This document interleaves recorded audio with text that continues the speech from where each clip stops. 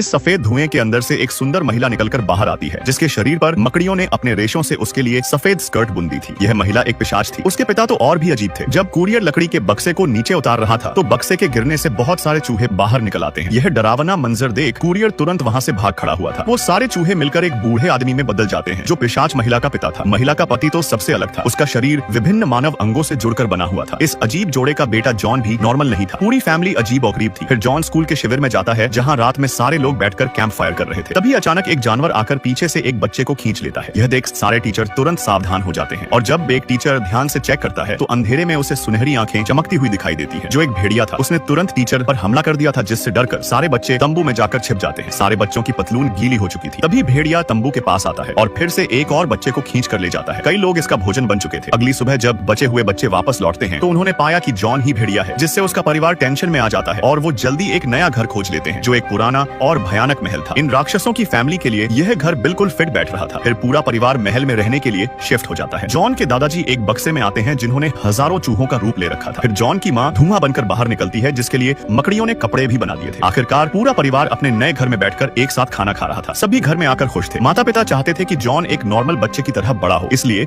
उन्होंने जॉन से उसके भेड़िया होने का राज छुपा रखा था। पर दादाजी के विचार अलग थे। उनका मानना था कि जंगल के कानून वाले इस देश में शिकार करना जीने की एक कला है और यह पारिवारिक परंपरा भी है, जो सदियों से चलती आ रही है। इसलिए उन्होंने जॉन और उसकी चचेरी बहन को जानवरों के शिकार का नजारा दिखाने के लिए जंगल में लाते हैं, ताकि जॉन की असली प्रकृति जागृत हो सके। जब उसने देखा कि एक टाइगर हिरण का शिकार कर रहा था तो जॉन सुन पड़ जाता है। तभी उसके दादा चुपके से गायब हो जाते हैं और एक बड़ा सा चमगादड़ राक्षस बनकर टाइगर को फाड़ देते हैं। दादाजी की ऐसी हरकत में जॉन को गहरा सदमा दे दिया था। घर लौटने पर वो माँ के ताबूत में घुस गया था और